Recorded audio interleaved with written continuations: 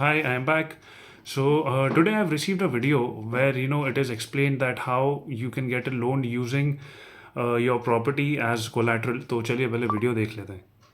Do you have a property that is giving you no returns financially? Well, here's what you can do with it. You can take a loan against your property and let us tell you how it's done.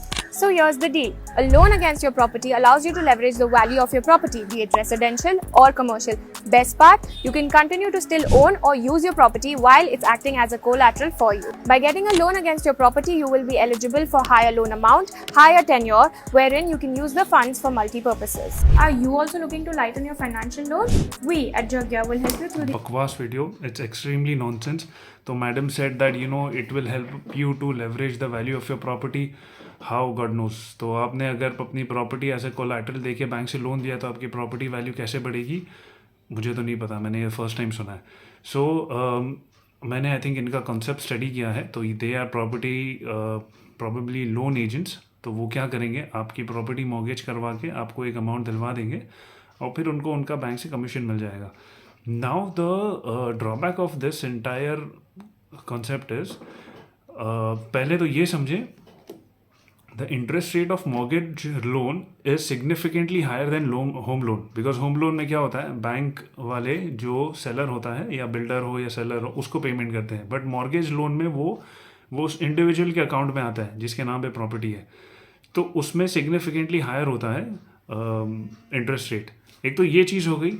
उसमें अगर आपने वो पैसे कहीं पे invest कर दिए और हो सकता है आपको जो रिटर्न आ रहे हैं उसका returns is lower than what you are actually paying to the bank. Point number 1.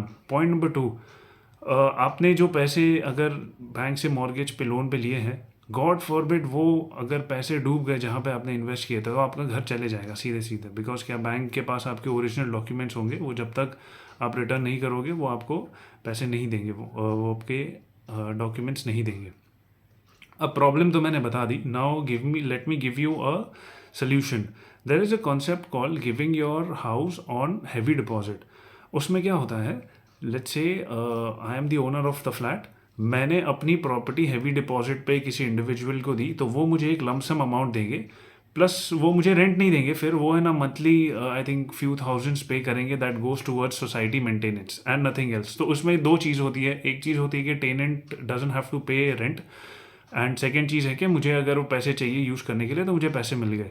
इसकी लिमिटेशन ये है कि अगर property value let's say 1 crore है तो उसके मैक्सिमम 25 to 30% तक मुझे हैवी डिपॉजिट का अमाउंट है वो मिल सकता है. उससे ज़्यादा तो नहीं मिलता है. मिल जाए तो बहुत अच्छी बात है.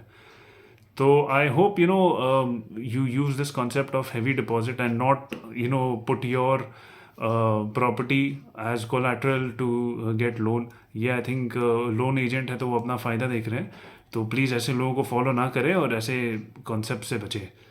ठीक है गाइस, ऐसे ही सवाल पूछते रहिए. I know I have been back after a very long time. ऐसे ही क्वेश्चंस पूछते रहिए. There are lot of questions to be answered yet. आप मुझे पूछते रहिए, मैं वीडियो बना के आंसर करता रहूँगा. Okay, bye.